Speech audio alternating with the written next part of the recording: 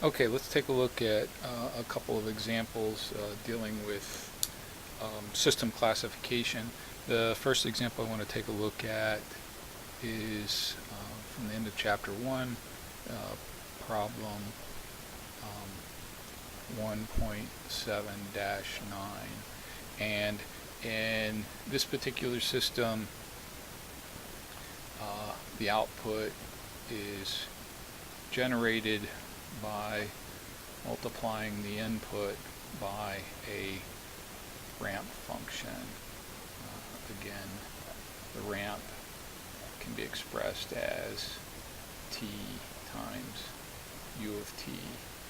And first thing we're asked to do is to determine whether this system is linear.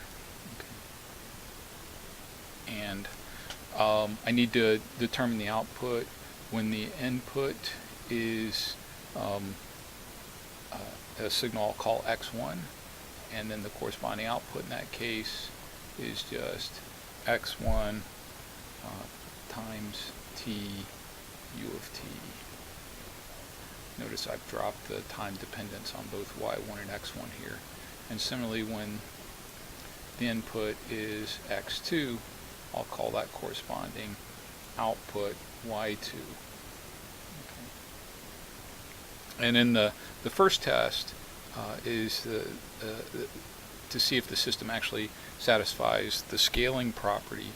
So I'll apply a new signal as input, k1, x1. The output with this new system then would be k1, x1 times t u of t. This is what we get with this input. This is what the system produces. And I'm going to compare that to a scaled version of the output when just x1 is used as input. And so I want to scale this equation up here. This is the output when just x1 is input. K times that is k x1 t u of t. Okay. And I compare these two expressions. I see that they're identical. So the system passes that first test for linearity, the scalability test. The second test is to see if it passes the additive property, where I have as input the sum of these two signals. And in this case, what the system does is it takes that sum, that's the input now, and multiplies by tu of t. So here's my input, x1 plus x2. And these are both functions of time. And then this would be the corresponding output. And I want to compare this to what I get if I add the two outputs when the input is just x1, and this is the output in that case, and when the input is just x2. And so adding those two expressions, I get x1 t u of t plus x2 t u of t. And I see that these two expressions are identical. If I distribute this t u of t term across the summation, I get identical equations here, identical expressions on the right hand side. So I see I've passed both linearity conditions. So this system is linear. We're asked next to see if the system is memoryless.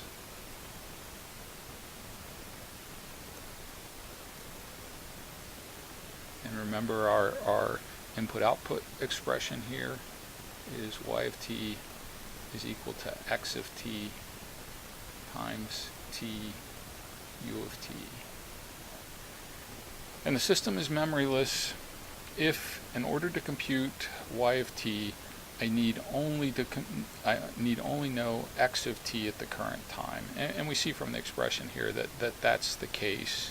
So this is a memoryless system. And the argument would be that, again, the output depends only on the current value of input. I don't need to know the input at any other time other than the current time.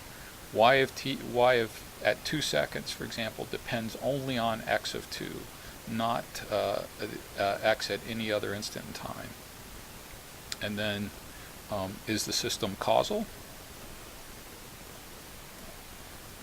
All memoryless systems are causal.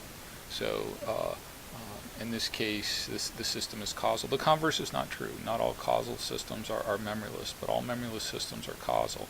Remember, to be causal, the output depends. The output needs to depend only on current values of the input or past values of the input. For a memoryless system, the output depends only on the current value of input. So all memoryless systems are causal. Let me get a new whiteboard here before we do the next test to determine if the system is time invariant. And again, let me write this at the top. Y of t is equal to x of t times t u of t. Okay.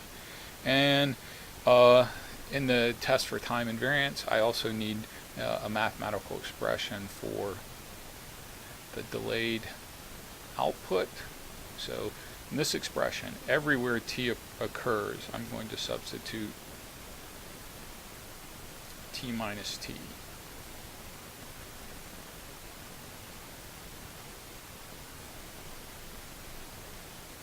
Okay. So this is my mathematical expression then for the delayed output. And then I want to compare that to the output I get when I apply the delayed input, delayed also by capital T. And I find it convenient here to introduce a new time function that's equal to my delayed input. You don't have to do this, but I find it a little less confusing when I do this. So now the system response to this delayed input is W of t, t, u of t. Then now I want to go back and rewrite this in terms of x. And so now everywhere W of t appears, I'm going to substitute x of t minus t. Here I'm substituting for the function w. I'm not substituting for the variable t like I did up in this equation for the delayed output.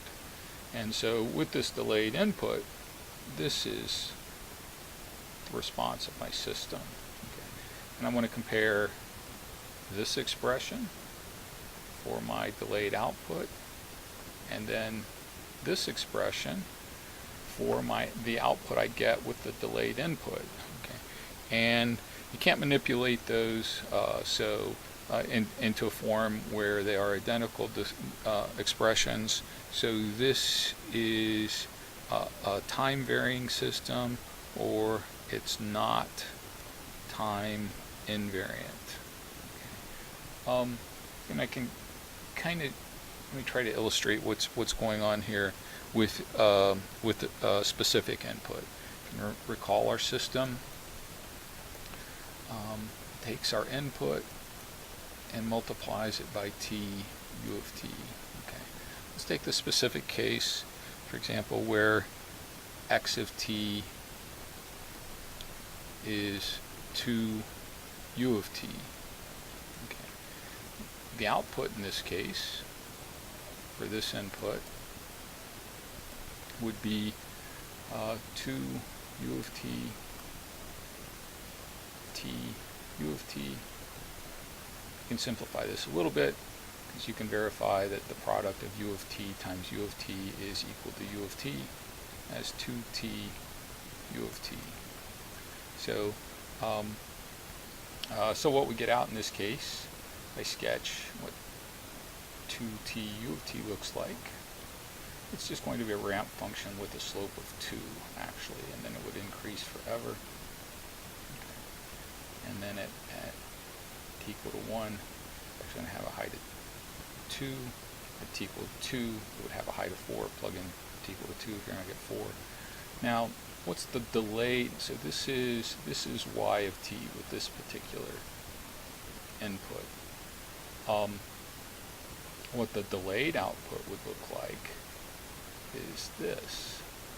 So if I delay this by capital T, I just shift it to the right by t, and so it's 0 for all t less than capital T. And so this is what the delayed output looks like with this particular input. Okay. Now let's see what output we get when I delay the input. So x of t minus capital T, or 2u of t minus capital T. So my input here is just a delayed, my x of t input is a unit step. My delayed input, missing an equal sign right there, my delayed input is just a delayed unit step. My output in this case, s x of t minus t, is just my input, 2u of t minus t times t u of t. And I can simplify this a little bit. You can verify that the product of u of t minus t and u of t is u of t minus t. And what this looks like, this is the output of this system with this delayed input. It will be 0 until little t is equal to capital T, just like in the delayed output. But now, if I evaluate this at capital T, I see at time little t equal to capital T, this is going to start at 2 times capital T. So it will actually start up here. This first point would be 2 capital T. And then it's also going to have a slope with the same slope. So this is the delayed output. This is my system response to my delayed input. In this particular case, for this unit step type input, and the graphs aren't equal here in this case, so the system is time varying or not time invariant. Okay. Let's take a look at one other example. This is problem 1.7-11. Here y of t is equal to the derivative of my delayed input. The input's delayed by 1 second. So I could actually model this system as a 1 second delay followed by a differentiator. We're asked first to determine if this is bounded input, bounded output, stable. Okay. And in order to meet this condition, it has to be stable for all possible inputs. I think in the textbook they suggest letting x of t be a square wave. Well, if that's the case, at the edges of the square wave, this differentiation operation would give me an infinite slope at the edges.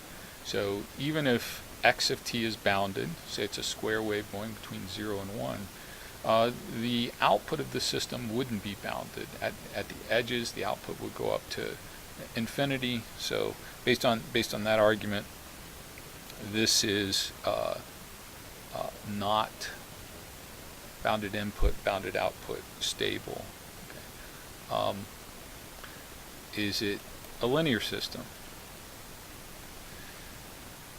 Well, again, we'll need to define the output for 2 particular inputs, x1 and x2, and we know what this system will do. It'll take the derivative of those two inputs delayed by 1 second. So this would be y1 of t, y2 of t similarly would be the derivative of the delayed version of x of 2. And first we'll look at the scaling condition. I want to see what output I get when I apply a scaled version of x1 of t. In this case, I know what my system does. It delays this by 1 second and then takes the derivative of that delayed signal. So if I delay k1 x1 of t, I get k1 x1 of t minus 1. K1 is just a constant. I can move that k1 outside the my differentiation operator. So I'm left with k1 d dt x1 of t minus 1. Okay. And I want to compare that to k1 y1. Well, here's y1. If I multiply this by k1, I'll see that I can see that those two expressions are identical. So it passes the system passes that scalability test. The other test I have to apply is the additive test, where I apply x1 of t plus x2 of t as input to my system. And what my system does is take the derivative of the delayed version of the sum signal. When I delay that sum, I get the sum of the delayed signals.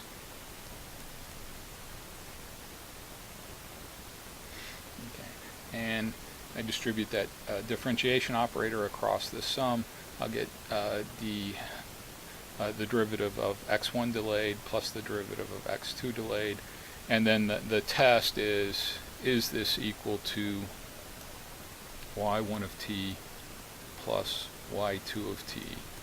That is, if I apply the inputs individually to two identical systems and then sum those corresponding outputs, you see that I will get, in this case, d dt x1 of t minus 1.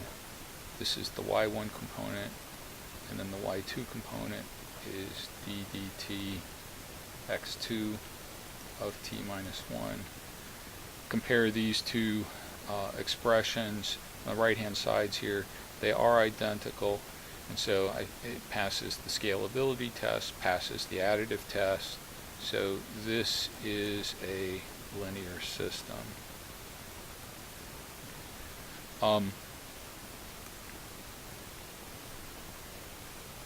Part C, we're asked if the system is memoryless. Okay. Let me write down the expression for the output here. It's the derivative of the input delayed by 1 second. Is this a memoryless system? By inspection, no. In order to compute the current output, I have to take the derivative of the input 1 second ago. So by definition, that's not a memoryless system.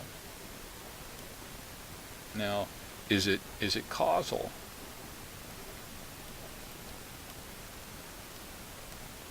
The answer here is yes, by similar reasoning.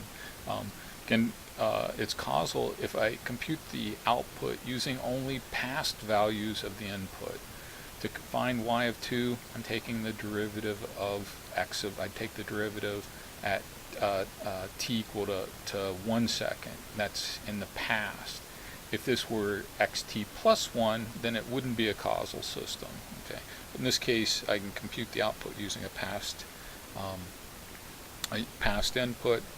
And finally, let's test to see if it's time invariant. Let me erase this board. Start over with a new. This is often the most confusing test. First, again, let me write here what our system does. Takes the derivative of the input at 1 second ago. And now my expression for my delayed output, T minus capital T, that would actually be what I would equal this corresponding expression, the derivative with respect to time of T minus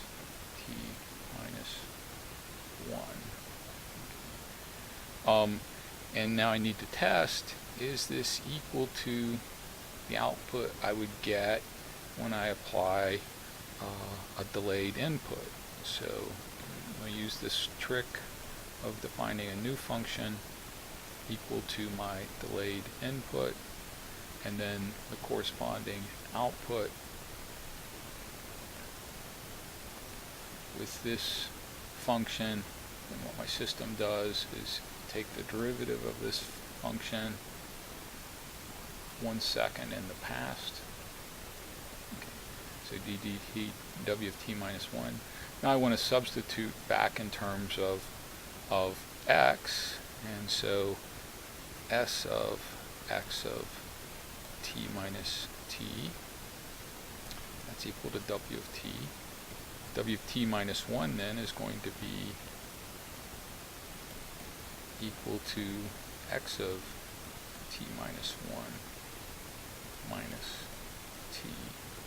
And then so comparing this expression to the one above, I see that they are identical. So this is a time invariant system.